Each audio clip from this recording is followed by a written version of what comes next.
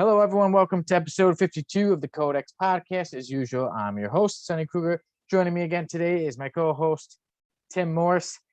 Jamie is not here again. We've been hearing different things. I heard that he is training for a Quidditch match and that he's got to hang out with his buddy Hagrid and stuff like that.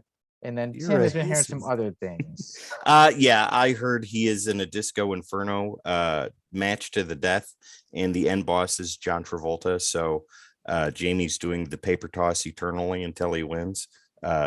He might be back next week. We don't know. We'll have to find out. Yes, he can tell us how it goes, and he boogies down with John Travolta, or maybe he's playing that game, or maybe he's doing both. Knowing Jamie, he's probably winning Quidditch matches and out dancing John Travolta at the same time. I wouldn't. Fantastic, absolutely wonderful. I'd watch that movie. maybe it's being made as we're recording this. Somebody's recording that. Jamie's Disco Inferno. Looking forward to it. God. But guys, yep. So we have made it to episode 52, and since it's 52, we will be reviewing a story from DC's new 52, and that is Batman Joker's Daughter.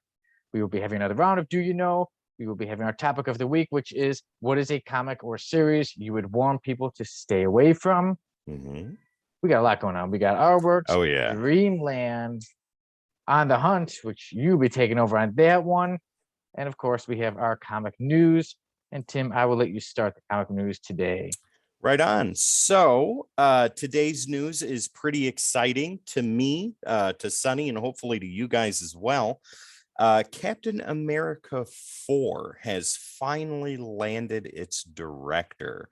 Now, this article comes from a rather neat website, Sonny, and it is called winteriscoming.net. And because they don't have any Game of Thrones news to talk about, they're talking about Captain America 4. So nice.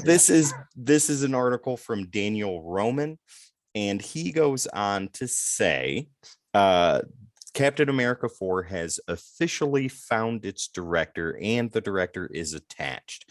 The Hollywood Reporter broke the news that Nigerian-American filmmaker Julius Ona, I know I'm pronouncing that wrong, and I apologize, will helm Captain America 4. His largest credit to date is the Cloverfield Paradox. I've seen that movie. I thought it was absolutely amazing.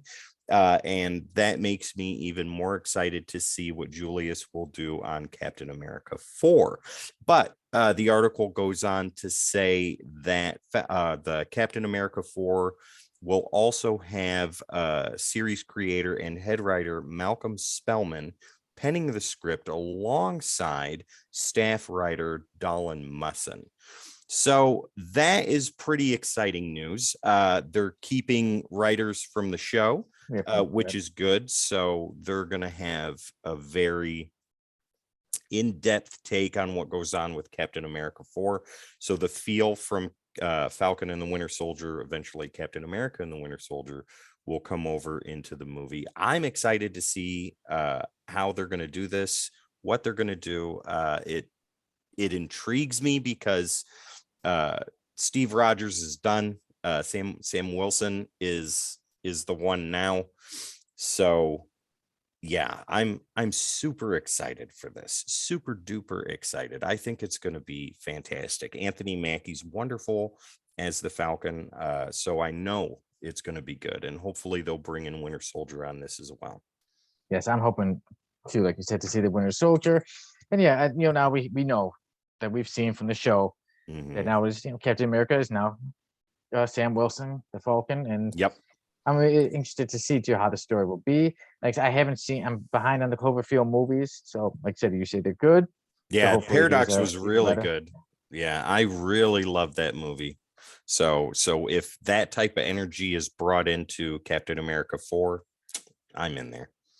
Nice. And too, like I said, that's good that they have some of the writers and some of the team behind the show, the Falcon, the Winter Soldier. Yep. Because I enjoyed that show. I think a lot of people did, and I'm hoping that they bring that energy into Captain America 4. And like I said, I think the Winter Soldier pretty much goes with every Captain America movie, and I hope that he's in this one as well. And I'd like to see. I wonder if we will still see Steve Rogers again. And we'll see. So maybe visit him or what will go on. From my understanding, Chris Evans is finished as Steve Rogers, and I don't think we'll ever see him again in actor form. I think there will be mention or pictures or things like that shown, but him making an appearance, I don't think so. And I think that's a good thing, because let Anthony Mackie's Sam Wilson really get into it. I mean, they did that with the show. That's the residuals after Endgame and things like that, and we're leaving that portion behind, moving on to the next portion in the life that is Captain America, and then Captain America 4 is going to be his movie. Tim, how have I been sounding lately? Pretty good. Okay, good. Okay, good. Yeah, because I realized that the microphone was very far away from me right now. Nope, you sounded just fine. Okay, so that's good. We're all good. If you heard a little dog barking, that is because I have a special guest today. His name is Biscuit, and I'm helping watch him for a week, as my fiance's family is out on vacation. So if you heard Biscuit right now, that's why he's sleeping comfortably on my slippers. And yeah, but I am excited for Captain America 4. And then, since it's funny how you said the site was, what was it? Winter is Coming. Winteriscoming.net. And it makes me think of, like I said, how on the pre-show, we didn't get to mention it before, but on the pre-show, we were talking about some Game of Thrones. Like I said, I was having Tim tell me what kind of dog Biscuit is. And we were having a good time on the pre-show. So everyone make sure to check that out on Twitch. You know what else is going to be awesome, though, Sonny? Is it an upcoming Marvel movie? Marvel has to do with it. Yes. And that is the fact that Margot Robbie is in talks with Marvel. Now, Barbie this is from herself. Yes, Margot Robbie. She's playing Barbie, and this is from your site. I just sent you the article. I didn't even realize, and then later I looked from the article of Giant Freaking Robot. Our favorite news site. Yes, said that it got from trusted and proven sources that Margot Robbie is in talks of working on a Marvel movie, and that would be huge. There were talks too. There were on the article. It mentions wondering will she play Emma Frost. I think she'd be a great Emma Frost. There was a picture somebody made, a fan made, if Margot Robbie was to play Dazzler. There'd be another one. I see her more as Emma Frost, but it'd be interesting. But I think too, especially with Emma Frost over the years, she's become way bigger in the comic books and still in movie form. Even back in the shows, she didn't get like that much of the spotlight. But in comics, she's very, very important story. And I think if Margot Robbie is to play her, that will give the character of Emma Frost a lot more of the spotlight that she deserves. What do you think about it? With an actress like Margot Robbie, Emma Frost seems to be a no-brainer. Putting her on as Dazzler, I don't think they would use her star power for that type of character, but we've been proven wrong before by bringing Robert Downey Jr. in as Tony Stark and Chris Evans as Steve Rogers, et cetera, et cetera. So the cards are really all folded over on the table right now as to who she could play. This is where the speculation part gets pretty awesome, because Emma Frost right now, Dazzler. Who else could she be, though? I mean, yeah, I think it's got to be Emma Frost. Like that's what I'm hoping that it is. And then, yeah, like I said, you're trying to think of anybody else. Yeah, I can't think of anybody off the top of my head, but yeah, hers White Queen, perfect.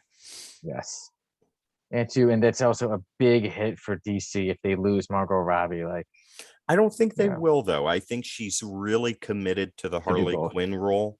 I hope so. Yeah, she does a great job as. And I know that there's no clause in their contracts where it says that they cannot work for the other company. That would be ridiculous. And a lot of actors, I think, would be like, yeah, I'm not going to do that. I know there has to be something where it's like, well, you can't work for them for this long, and then you can. Because, I mean, they want to keep their star power, yes. But Margot Robbie and anything. I mean, she's been good in everything I've seen her in so far, from Wolf of Wall Street to the Suicide Squad. And when Barbie comes out, I am not going to be in the theater to see Ryan Gosling and Margot Robbie rollerblade down Venice Beach in their pink Corvettes. I'm not going to do that because I have no desire to watch Barbie, but I'll watch it when it comes on demand with the kids.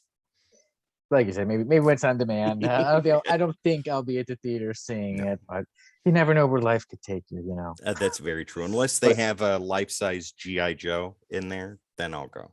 Maybe. But yeah, speaking of movies at the theater, I need to see that Thor: Love and Thunder movie. I'm going this weekend.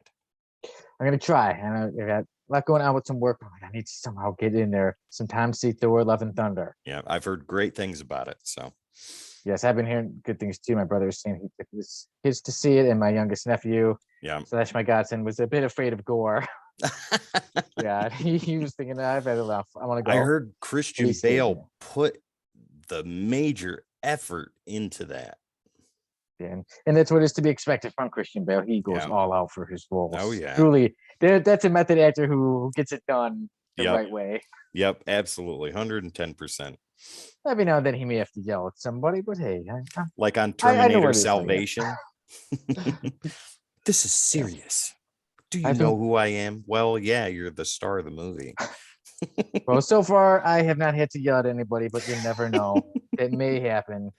I hope you do that as a background actor one day. Just go up to that director and be like, do you know who I am? I'm an award winner. I have multiple photocopied awards on my wall, sir. Take out my phone. Sir, that's supposed to be locked up. No, look at this. Award winner, me. This is who I am. You don't lock up my phone. I am the background actor. Yes, there are certain shows that try to have people lock up their phones. Yeah. And there's one I was warned, okay, they're going to lock up people's phones. And I put mine in my backpack. I'm going to pull out my pockets and say, see, I don't have it. Don't have it. Sorry. But they went there and then they literally told everybody, just put your phones in your backpacks. Yeah. I was okay. Don't need to be taking no pictures. Yes. But speaking of seeing things, let's talk about a show with an amazing character who unfortunately can't see much or can't see like we see, and that is Daredevil. There is some updates about Daredevil and its actors. Tell us about it, Tim. That's right. So Daredevil's Charlie Cox and Vincent D'Onofrio are set to appear in the upcoming Marvel series Echo that is going to be on Disney Plus. Now, this article comes from nerdcoremovement.com, and it was written by I cannot find the name, so I am sorry for not giving you credit for that, but it's there. Anyways, Charlie Cox and Vincent D'Onofrio, we know them better as Daredevil and Kingpin, are both set to appear in the upcoming Marvel series Echo as they return to their roles from Daredevil. Well, as D'Onofrio returns from his role in Hawkeye, and Charlie Cox returns from his role in No Way Home. So lawyer guy, right? That's right. Yeah, the lawyer who was there for 2 minutes. So this will be the first time that Cox and D'Onofrio have appeared together as these characters since Daredevil was canceled on Netflix back in 2018. Now, like I said before, Charlie Cox made a brief appearance as Matt Murdock in Spider-Man No Way Home, but he'll make a bigger return as part of the Echo series.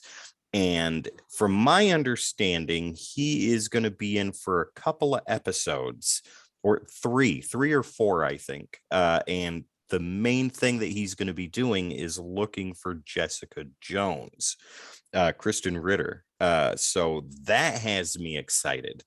And Kingpin, from what I understand, Kingpin is going to be like, his whole storyline is him running for mayor.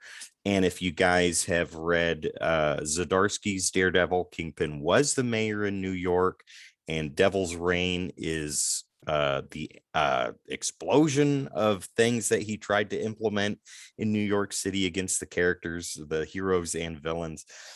So yeah, that has me super excited. I'm very curious to see what they're going to do. I love that Cox is coming back as Daredevil, and D'Onofrio is the best Kingpin since Michael Clark Duncan. So I am super duper excited to see them really cement their feet in the MCU proper. Yeah, and actually, it's a good thing, like I said, how Charlie Cox is set to play in Daredevil in like 3 or 4 episodes.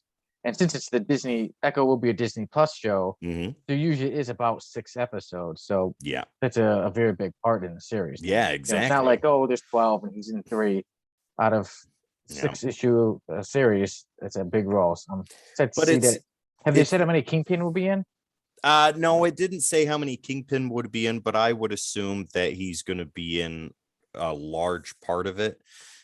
Because Echo and Kingpin's stories are really tied together in Daredevil and Kingpin. So it's a no-brainer with that. And with Hawkeye's story being done and Kate Bishop moving on to whatever they're going to put her in next, yeah, it's going to be awesome. And I mean, we all loved D'Onofrio as Kingpin in the Netflix series, and to see him in Hawkeye was like, wow, there he is. And Charlie Cox as Matt Murdock in the Netflix series, obviously, and then in No Way Home, seeing him there for 2 minutes was fantastic. So it's going to be wonderful. I just can't wait for them to bring all of the Netflix MCU characters into the MCU proper. Yeah. I've never seen a scene where characters are just sitting around a couch and have an audience get so excited in a theater before. Oh my God. Oh, you heard all the people was, oh my gosh. And they're trying to stay quiet, but they can't keep it in. Yeah, exactly. Yeah, so I'm super excited for it. I can't wait. Echo, I think, comes out next year or the year after. So 2023 probably, but I don't see a release date as of yet. So I'll let you know as soon as I do. We will have it updated here on the Codex podcast. And I think we can update you with. Let's talk awards, not yours, but somebody else's.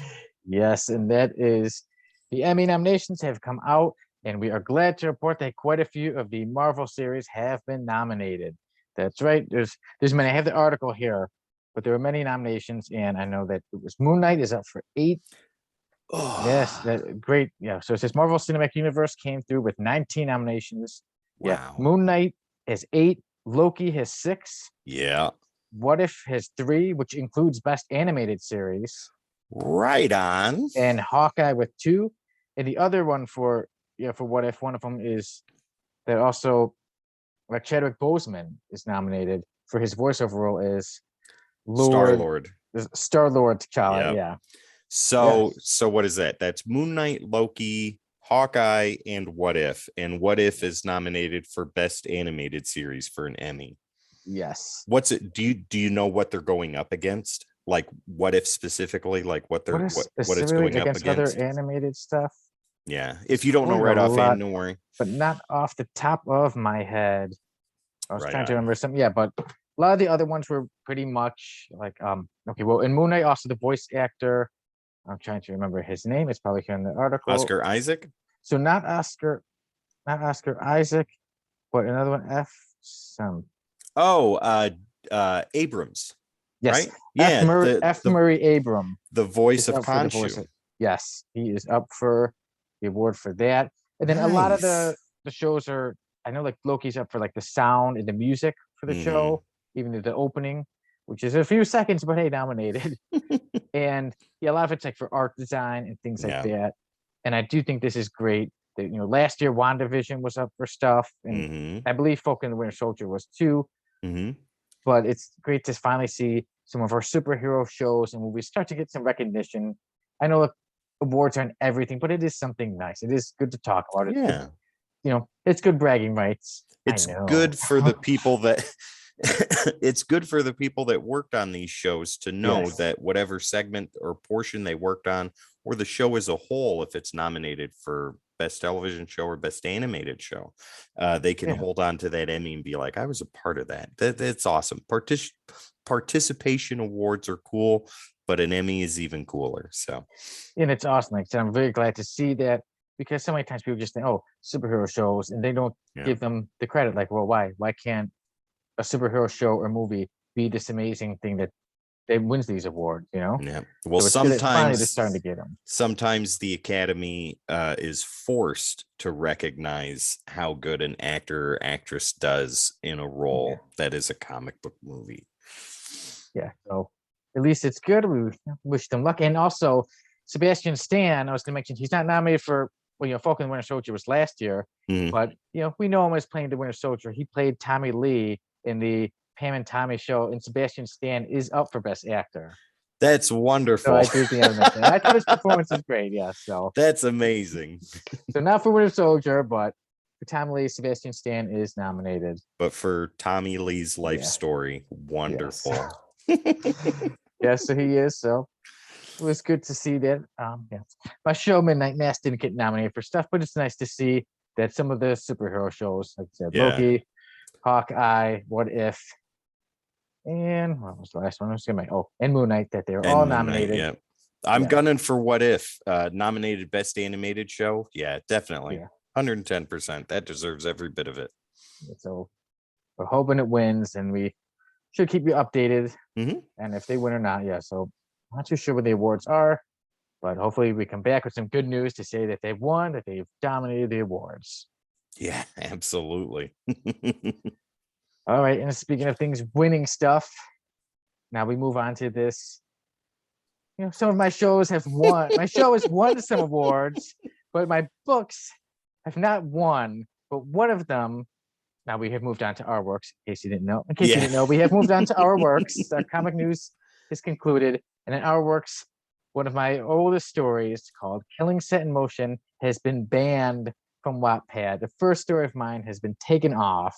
Why? It was my third most viewed story, and I just suddenly yesterday looked and I was like, it's gone. So I guess on the site Wattpad, if people report, I'm still gonna watch my language. Remember we were talking in the pre-show, I'll still watch my language, but I would not have very nice insults to say about whoever reported my story. And it was taken off. So I make sure every story of mine that has any kind of mature material, the mature warning, and they said it could still be even taken off. Are you kidding me? So, nope. I mean, I have seen in writers groups, some people have said that they've literally written their whole story on Wattpad and then had it taken off.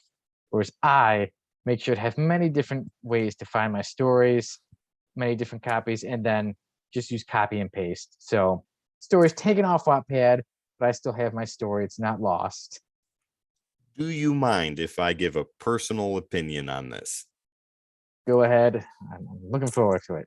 Ladies and gentlemen, stories are not intended to be perfect for everybody. And if you can't handle the subject matter or the offensive language that is in a particular story that you are reading, it is not your mission to remove it so nobody else can be affected by it. Other people will like it. And it is not your job to protect the masses from a story you deem is inappropriate. Stop doing that. There's a reason why Marvel did that with abandoning the comics code for 3 to 4 issues. There's a reason DC Comics did that. There's a reason Image Comics completely abandoned the comics code when the company was founded. And even going into novels and novellas and short stories and things like that, if people read Stephen King and were offended by certain portions in it, that book would be removed from shelves. But guess what? It's still out there and it's still unaltered and people still read it. And even though that part makes you uncomfortable, as it should, that doesn't mean that it needs to be removed.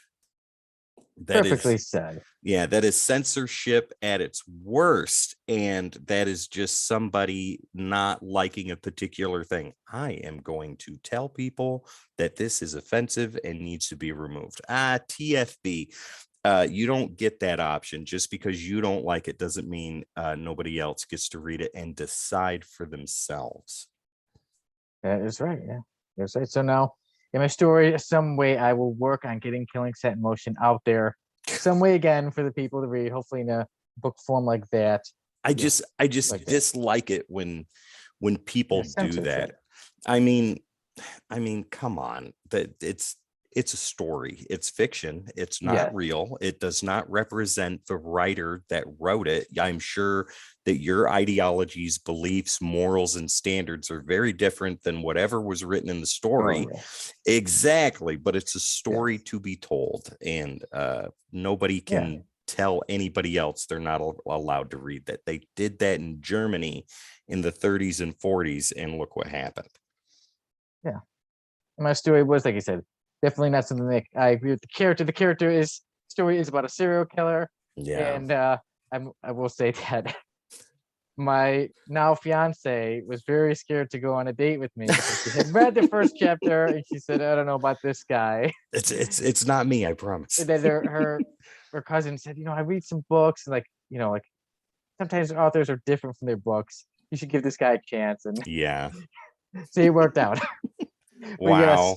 so my story has been banned. I still have plenty of other stories under some other writer, but now we move on to stuff that isn't banned. And hopefully Yeah. does not ever get banned. And that's No. our Code X stuff. We got some Code X news, Tim. Yeah, we got a lot of it. So Codex news. Let's get the basic stuff out of the way first. Guys, you can find us on all the socials: Facebook, Instagram, Twitter, Twitch, TikTok, YouTube, Discord, and podcast streaming platforms. All you got to do is type in the Codex Station, and that is where we will be.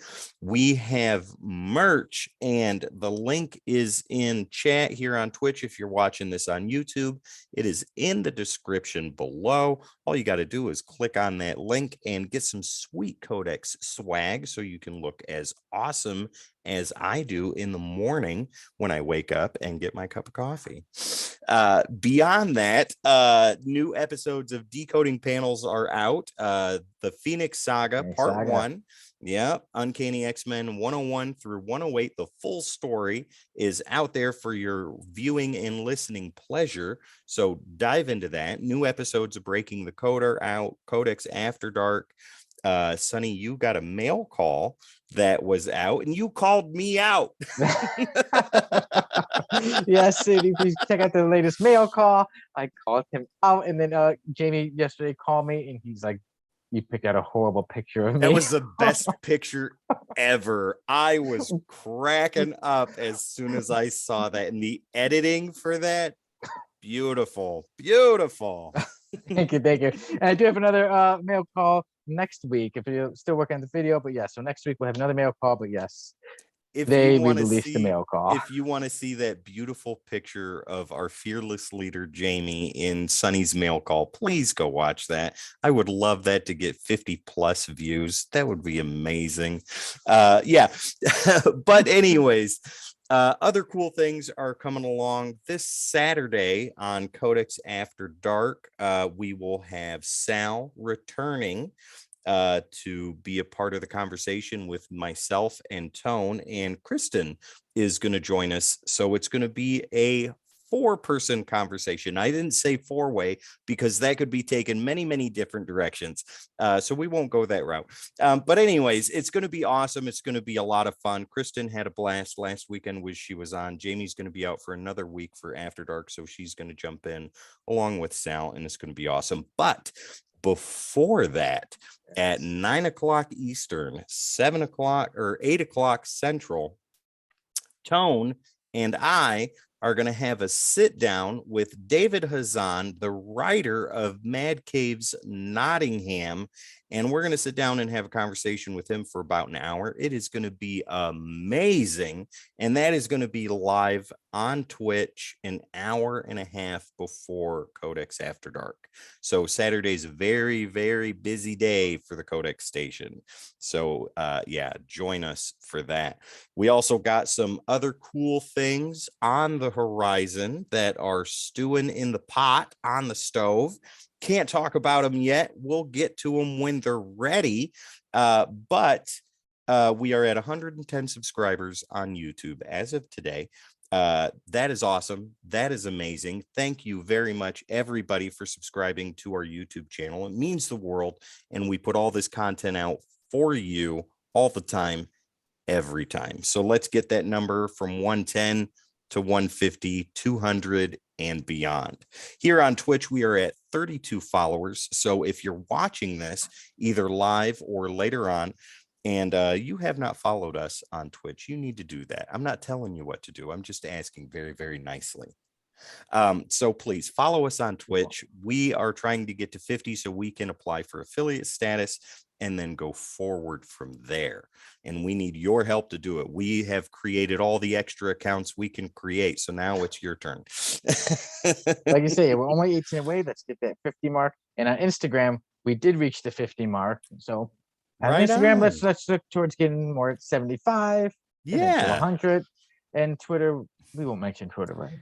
Twitter's actually moving along pretty Okay. good. It's moving along. Okay. We're in the double digits finally, in the higher double digits on Twitter. So yeah, your favorite social media account, all you got to do to find us is type in the Codex Station. That's where we are. Also, one more thing before we move on from Codex News.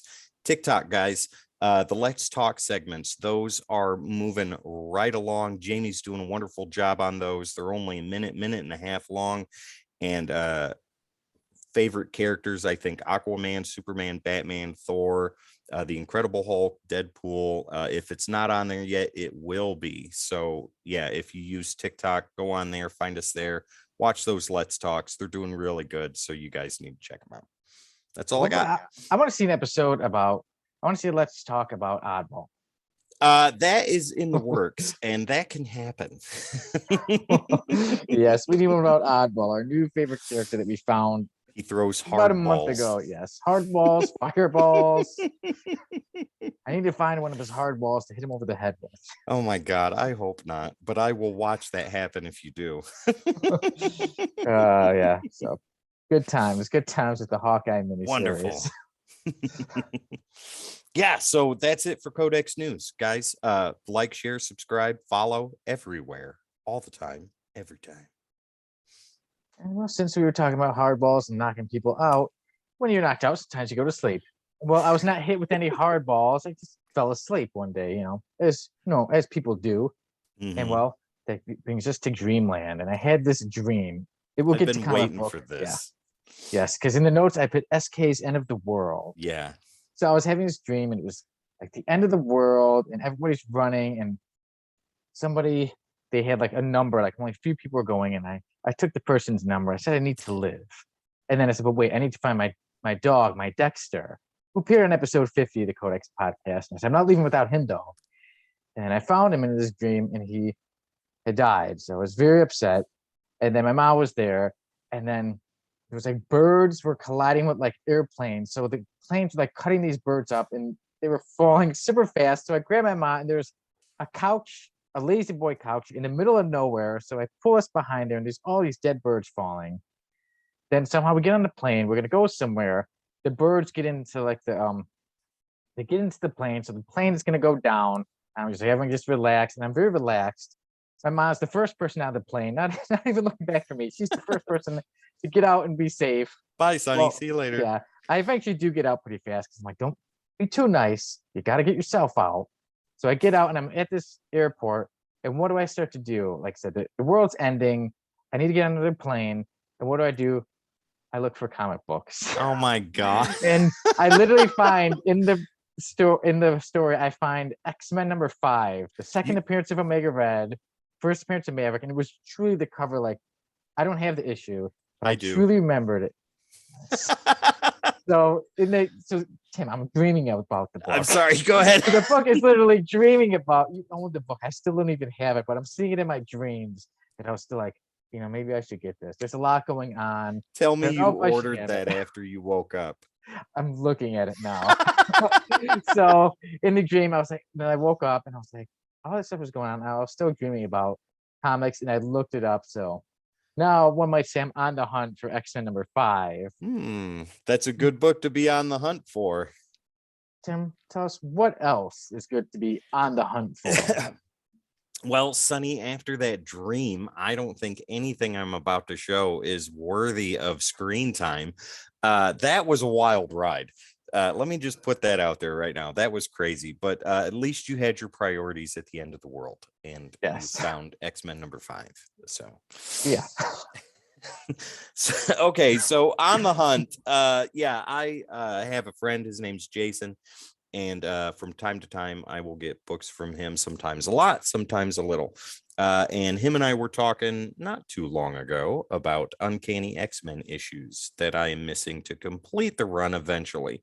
As most of you know, I've talked about this before, but I'm more than happy to talk about it again. I have an unbroken run of Uncanny X-Men from 278 to 544. It has taken me quite a while to get that. Yeah. Now I do, because of two particular issues I'm going to show today. But before that, I had this irritating gap that I was missing. That was Uncanny X-Men 282, first appearance of Bishop, and 283, second appearance of Bishop. And I am stubborn when it comes to paying exorbitant amounts for issues that do not require that kind of cash. So I was holding out and waiting, and Jason was like, "What kind of X-Men issues are you needing?" And I showed him the list. He's like, "Hey, I got 282 and 283. I was like, "Oh, really? Let's talk. Let's negotiate." Yeah. Jason's really cool about that stuff, and we worked out a very fair price for those two and some other issues that I'm about to show you now. So the first one I'm going to show is not X-Men related. This is Valiant related, and this is Rye number 0. This is the first appearance of Bloodshot. Oh, nice. Yeah, so very excited to have that in my collection. I love Bloodshot as a character. I have not seen the movie yet. I'm afraid to. Same here. But Bloodshot as a character, thoroughly enjoy it, love it. And yeah, that is his first full appearance. Now let's get into the X-Men stuff. So this is one that I was missing, and this is Uncanny X-Men number 200. So I got that right there. Magneto, trial of, in his not so snazzy costume. Yeah. But I got that. That is awesome. That's a John Romita Jr. artwork, if you didn't know. Tim, that is one I actually had a while ago. Ooh, fantastic. C2E2. Ooh, very nice. I just need to have it. Yeah. Well, I got it now. And now we have Uncanny X-Men 282 and 283, first and second appearance of Bishop, and they look gorgeous. I am very happy, very excited to have these. I've had them before, got rid of them a long time ago. Very disappointed in myself for doing so. And now I have them back. And that brings my unbroken run from 284 to 544 down to 278 to 544. So yeah, hopefully I'll have something to report in the near future about filling in that gap even more. Good luck. And then 278 is it first appearance of Gambit, right? Or 266 is the first full appearance of Gambit. If you want to go into like technical first appearance, I think it's Uncanny and X-Men Annual, right? Yeah, number 16 or something like that, or 14. I don't know. Yeah. So if you want a more in-depth discussion on that, guys, you can go check out our Breaking the Code cameos for first appearances, where Jamie and I have the most heated discussion we've publicly had on the Codex station. Yeah, go check that out. It's a good one. But that's my On the Hunt right there. 278. What is the issue? 278. Give me 2 seconds and I'll be able to tell you. 278, I do believe, is not anything super special. A little after the Mirror Island? Probably. 275 is Jim Lee artwork. That's the death of Zaladane. Spoilers for anybody that never read it. Zaladane. But 278 is the Mirror Island Saga Part 1, and it's got Strong Guy and Rogue on the cover. Penciler for that issue is Paul Smith, but Claremont is writing. So there you go. Yep. I got it somewhere in there. Somewhere in one of my Epic collection. Yeah, I got an Epic collection, so not the issue though. Yeah, so the next break that I need to fill is 276 and 277, and then I will have an unbroken run. Once I get those two issues, I'll have an unbroken run from 271 to 544. It's just these little random You're issues there. that I'm missing, and I just gotta bite the bullet and get them You will get there, Tim. I believe in you. somehow, some way. Yes. Well, like I said, we'll update it. And again, every now and then we have our on the hunts. Yep. So Yeah, here we those go. came in today, and I was like, Sonny, can we please? Yes, I was more than happy to add it. And two, I'm on the hunt for some more comics. Like Saga. I'm on for Saga number 4. Well, hey, I mentioned it in the mail call. Yeah, go Yeah, watch the so mail there you call. go. See what Yes. Sonny got. The mail call. And then next week I will have another mail call out. There you go. So that's our on the hunt.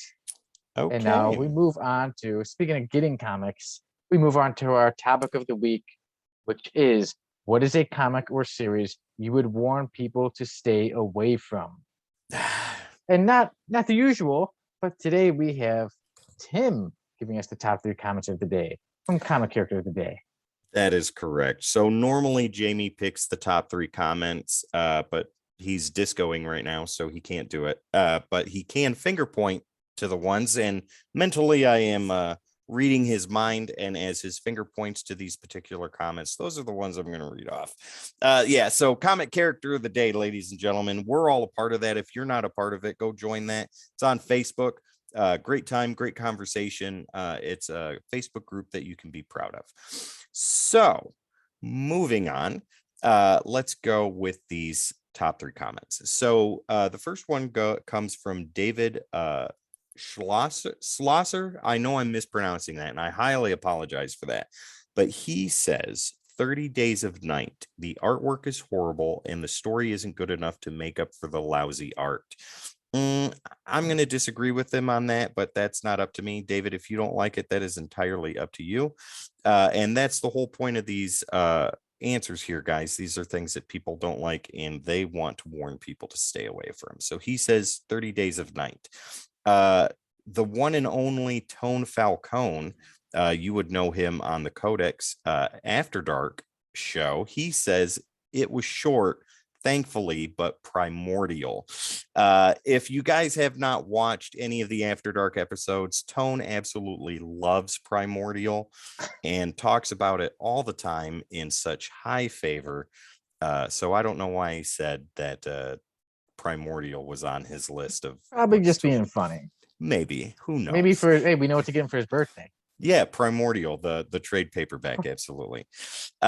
Scott Gardner says anything with this dude's name on it, and he puts up a picture of Grant Morrison. Saw that.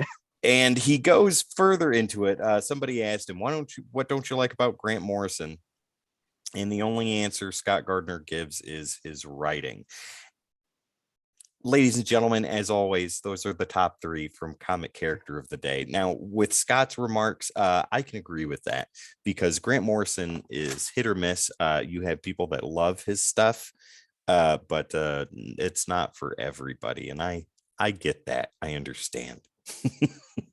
But Grant Morrison, he was the one who did write All-Star Superman, though, right? That's right. That was one of the hits. One of my favorites. It's one of my favorites. So that was one of the hits. But whatever he was thinking of doing with Green Lantern is a miss. I missed it, so maybe I'll continue to stay away from it.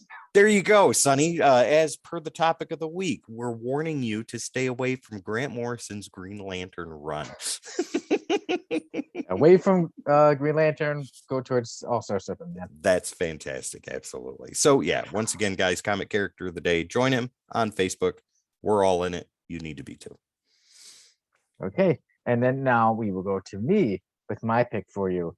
And for me, I had to go. It was pretty easy for me, because like I said, yeah, I'm picking if you would stay away from it. If I was looking at it more, someone who's just getting into comics, or they say, hey, what's something to get me into it, right? So I'm looking at DC's Invasion.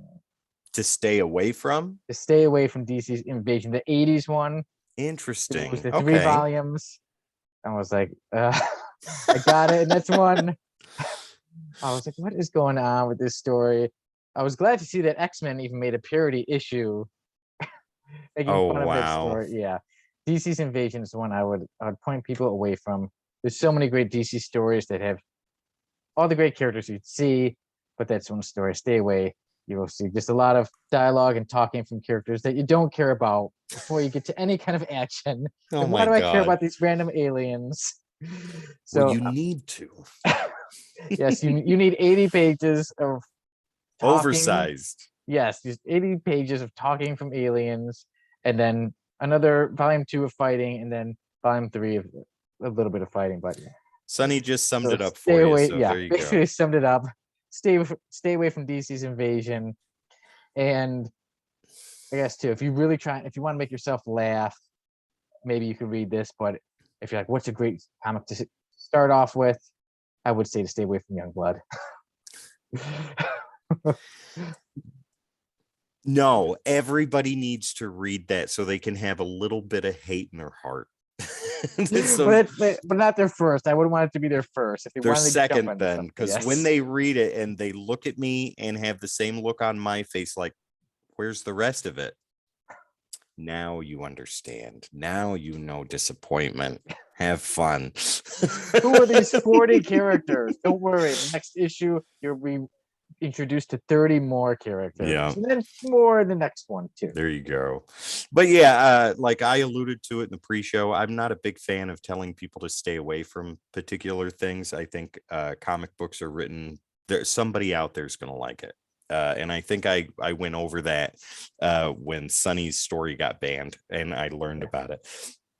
But things that I highly detest, like I would tell people you don't need to read this. One More Day from Spider-Man. And I had a feeling it was going to be your one. Moon Knight Volume 1. You're not missing anything in that, guys. So you don't need to read it, but I won't tell you not to. I'll just nod my head after you come from reading the whole thing and be like, you were right.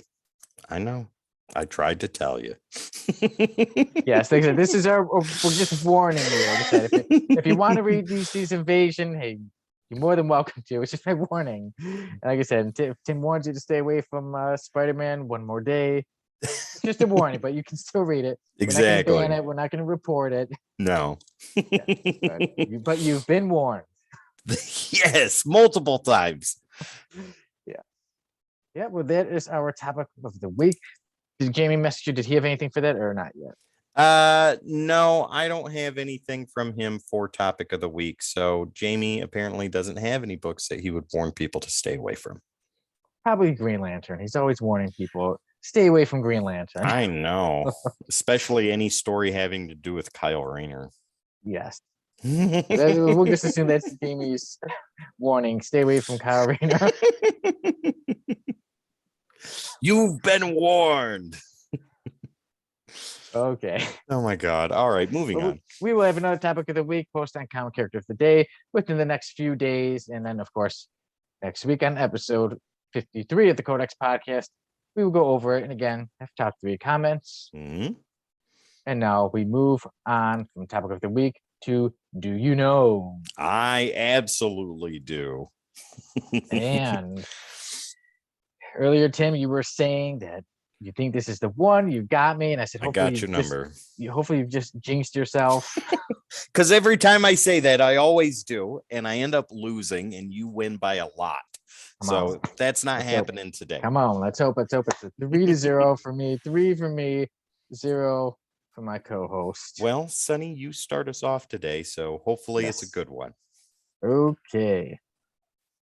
And so, since we were reading Batman Joker's Daughter, I want to see if Tim, do you know the year the Joker's Daughter made her first appearance in comic books? As a matter of fact, I do. That's actually wrong. Coughing is not the answer. The year would be 1976, sir. And Tim, you are correct. Tim starts us off with 1. There you go. You go. Joker's Daughter, although she has become famous she has been in the spotlight a lot more over the past few years. She made her first appearance in 1976. That's right. So, Sonny, with my first question, we're just going to go ahead and get this one out of the way because I'm pretty confident you know the answer to this one. Okay. And this was the one I knew I wasn't going to stump you on. So, what is Joker's Daughter's first appearance? It would be Batman Family number 6. Do you know what month it came out? Is that extra? No. I'll just say August, but Yes, August. there you go. Absolutely. August 1976, ladies and gentlemen. Sonny's first and my first question go together like peanut butter and jelly. Batman There we go. Family number 6, August 1976 is the first appearance of Joker's daughter. There you go. Strong stuff for both of us, Tim. Right on. Now we're getting Okay. into it. Okay. Now we get into a character who did appear in this story, and it was Dollmaker. Ooh. How many people have, and over the years in the comic books, how many people have been the character Dollmaker? 4. Correct. Yes. Is it 4 people have been Dollmaker? Wonderful. Okay. We're in a Well, good one. 2 for you. Come on, let's make it 2 for me. Sonny, I think we are on the same wavelength here because my next question is about the Dollmaker. Woo. But I think I'm going to stump you here. So in the animated movie, Batman versus Robin, who was the voice of the Dollmaker? Michael Eklund. Is that your final answer? Yes. Then you are wrong. The Oh. answer is Weird Al Yankovic. Weird Al, yeah. Yep. So April 2015 is when it was available for download and streaming and officially came out. Weird Al Yankovic voiced the character, the Dollmaker, in that animated movie. Dang. I was trying to remember a name that I've seen somewhere recently. Okay, so Tim is at 2. I'm at 1. Come on, I need to tie this thing up. So move on to my third question. If Tim gets it right, you automatically win. Oh, very Okay. nice. In 1918. Yes. Okay. Since we were talking about books being banned, Mhm. what is the Spider-Man story that someone tried to have banned? The Spider-Man story that someone tried to have banned. Ooh. Yeah, I think you got me on that one. I'm gonna say the one where Harry was addicted to LSD or whatever, the drugs issues. And those are the just I don't want to say anything, right? Those are the old, right, when he was addicted to Yeah, okay. like 95 through 97, those issues, I believe. You are wrong. Oh, okay. Okay. I still got a chance. It was The Amazing Spider-Man Revelations. When Spider-Man, the second volume, the one that was written by J. Michael Straczynski and John Mhm. Romita Jr., a mother in Millard, Nebraska in 2009 said her 6-year-old had the book in it because of it. She said her kid said, "Oh," when seeing the book, and she said it had, sexual. It was that the book was too sexual. She took it from the library and wanted it banned. And as the library was investigating to have it banned or not, she said, "I'm not giving this book back. You could go warp against me. some You can other charge child's me. mind. You can charge me for the time I'm holding it, but I'm holding this book until you make your decision to ban this book." And the ban did not go through. Obviously Tried not. the ban did not go through. And she eventually gave the book back. Yes, but she wanted Spider-Man Revelations. Tried to have Spider-Man Revelations banned. There have been quite a few other comic books banned, but it was the one time someone tried to have a Spider-Man book banned. That's ridiculous and something I did Yes. not know. So there we go. Okay, Sonny, The tie. you have the opportunity to tie. Let's see if you can do this. Joker's daughter's face is cheering you on while Catwoman is waiting in anticipation. So, comic book movies. We talked about Emmys, which have nothing to do with movies. I think those are TV shows. But now we're going to talk about Oscars. So, Sonny, do you know what was the first acting Oscar ever won for a superhero film? Like, what was the award of the movie? What was the first acting Oscar ever won? So the movie or the award? the 1989 Batman. So Jack Nicholson. No. You're Ooh. close though. You are so close. The answer is Best Supporting Actor, won by Heath Ledger posthumously for his role as the Joker in The Dark Knight. Okay, but that makes you so close. Yep, you were close. Joker, but a different one. Yep. I So- thought you had it, Sonny. I was rooting for man. you, but Catwoman is looking like she's toast, and there is no butter to put on that bread. So Tim, you win this one. You did not Right jinx on. yourself. 2-1 for Tim. Now I'm starting to get a little nervous about the overall how we're I'm all getting doing. pretty excited about it, just to tell you. Before I was pretty confident. Now you've been on a roll, Tim. So now I'm a little nervous. But I'm a winner, Tim. So I plan to win by the end of the year. Well, we've got 6 months left to go, so there's a chance for you yet, Sonny. Right, well, good game, Tim. It's a 2-1, and then next week or next episode we will be back and have more. Do you know? Maybe it would be the three of us. Maybe it'll be head to head again. That's right. We shall see. Yeah. And now we move on to the review. We will be reviewing that chick right behind Tim, and it is Batman Joker's daughter. Yeah, There that she girl is. right there. There she is, Dwella Dent. Even though it's not mentioned in the book. Okay, so No. we'll be reviewing Batman Joker's daughter. Tim, you could start us off with the credit. Absolutely. So, like Sonny said, the review is Batman Joker's Daughter. This is a one-shot from New 52. And if you haven't figured it out already, that was Sonny's choice to pick a New 52 book for our 52nd episode. So there you go. Credits for this are as follows. Writing goes to Marguerite Bennett. Artwork, and that's pencils and inks, that go to Megan Hetrick. Colors to Michelle Madsen, and letters to Seda Temofonte. And Sonny, you go ahead and give us the synopsis on this crazy book. So we start off the story with Joker's daughter, and she finds a face that looks something like this. Ooh. Yes, and she is wearing it, she's being on, and then she's talking about how she wants to be the Joker's daughter. She's been chosen. And then eventually, so she sets up a bus. It is on fire. Batman goes to see what's going on, who needs to be saved. It explodes, but nobody's in there. Nobody has actually died or truly been hurt. Dolls. And eventually, Batman chases the Joker's daughter. They have a confrontation.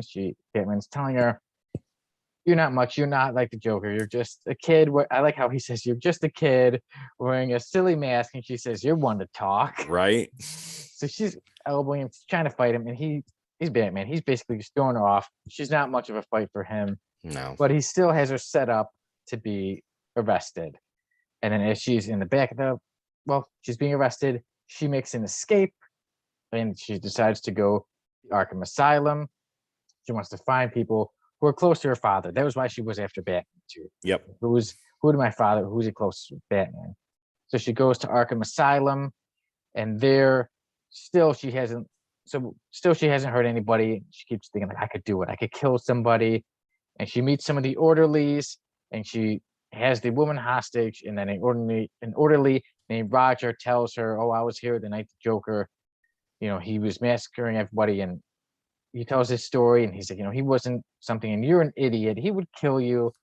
And that's it. That sets her off, and that's when she kills him. Oh yeah.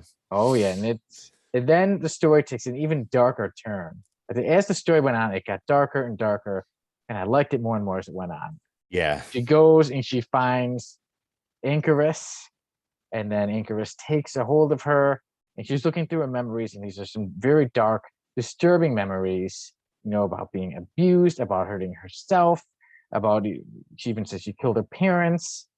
And then Incarus is like, these aren't your memories. So it's like, even too, she is trying to find herself. Joker's daughter's trying to find herself. Who am I? Why was I chosen? Yep. So she said, okay, I'll find another person. And that is the man we mentioned earlier on our Do You Know? And that is Dollmaker. And that is the Barton Mathis doll maker. Mhm. This part again, it's getting more creepy. And they're talking. He's telling about.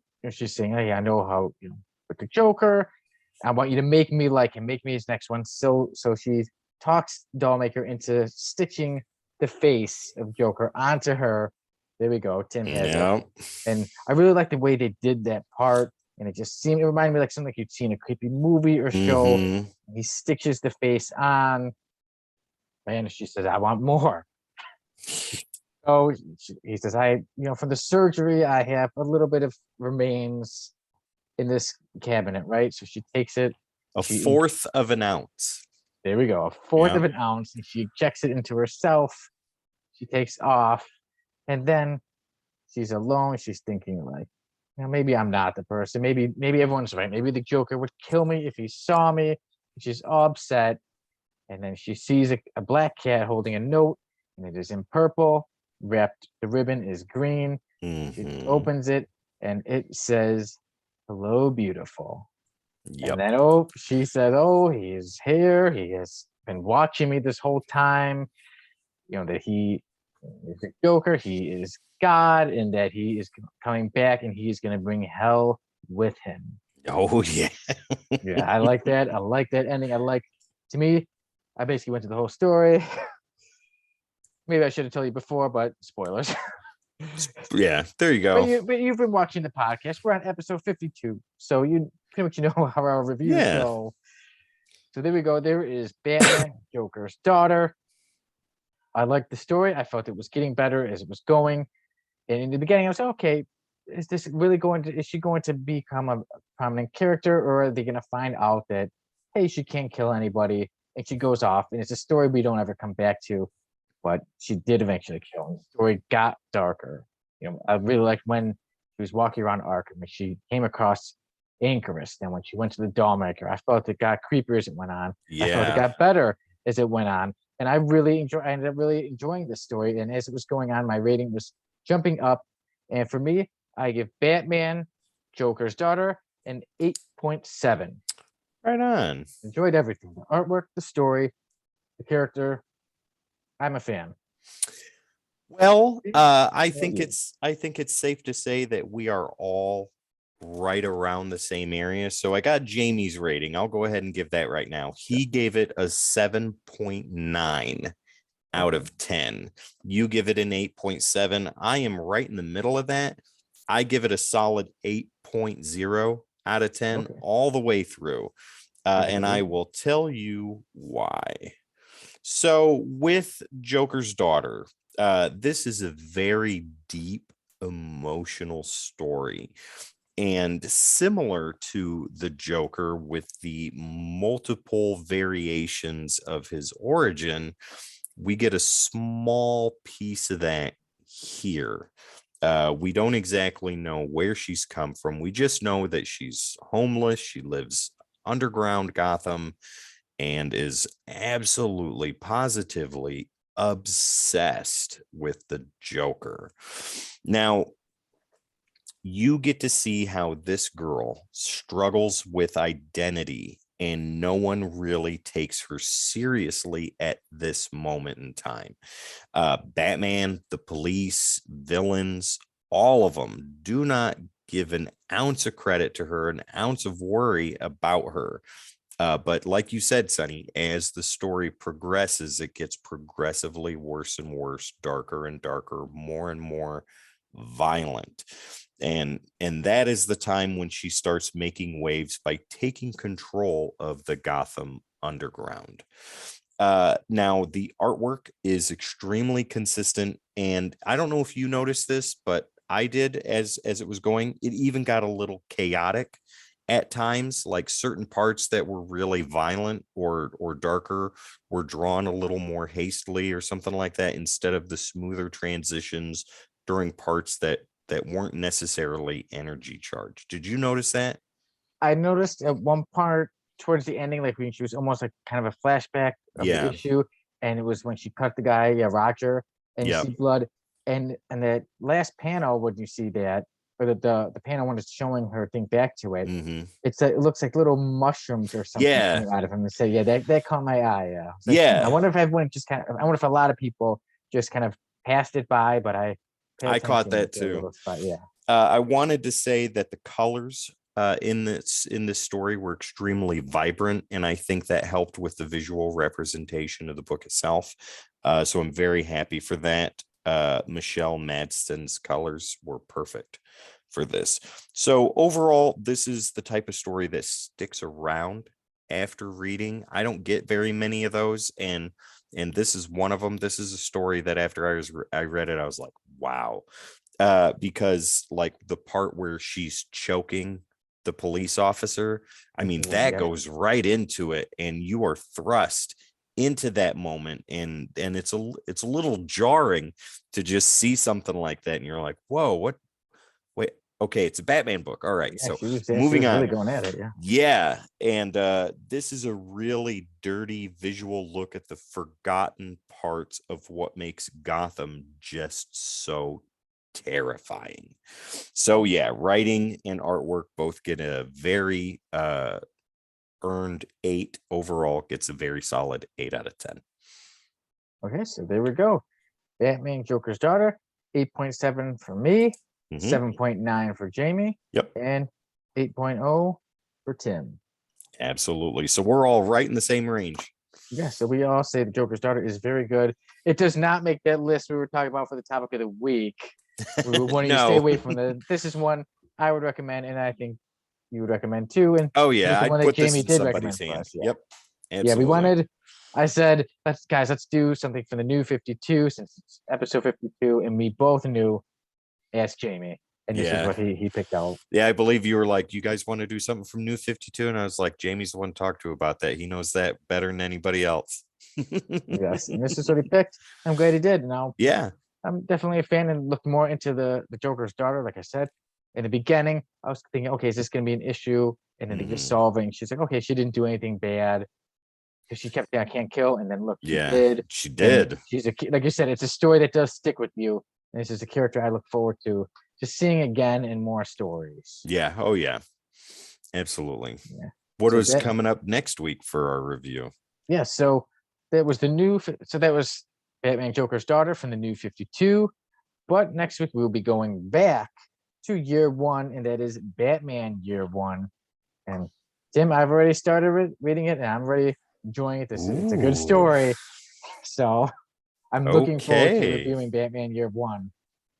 You're gonna love it, Sonny. I'm telling you now. I'm gonna wait to read it day before we go on air again, just to get super fresh into it. I wish I could read it for the first time again. Well, I am reading for the first time, and it is a treat. So, yeah. Well, good. I'm glad you're enjoying it so far. Yeah. So that is it, and that is we've gone through everything for episode 52 of the Code X podcast, and now we can start wrapping this thing up. Tim wraps up better than I do, but again, everybody, thank you for watching, thank you for supporting, sending love to you all, and hope you're all safe and doing good and enjoying yourself, and that we can see you on more episodes of the Code X podcast and everything from the Code X station. And I'll let you wrap this thing up. Right on. Put it in a nice little purple envelope and a green bow for you. Ladies and gentlemen, you know the business. You know what I'm about to say, but I'm going to tell you anyways. You need to find us on all the socials: Facebook, Instagram, Twitter, Twitch, TikTok, YouTube, Discord, and podcast streaming platforms. All you got to do is type in the Codex Station, and that is where we will be. Look at that. That's beautiful, magnificent, wonderful, almost as good as that. However, ladies and gentlemen, we have merch. If you're watching on Twitch, it is in the chat right now. If you're watching this on YouTube, it is in the comment section or in the description below. All you got to do is click on that, and you can find some sweet Codex swag for yourself. If you're not following us on Twitch or subscribed on YouTube, by all means do so. It's free to do. We give you awesome content all week long, every day, for you, all the time, every time. Sonny, that is okay.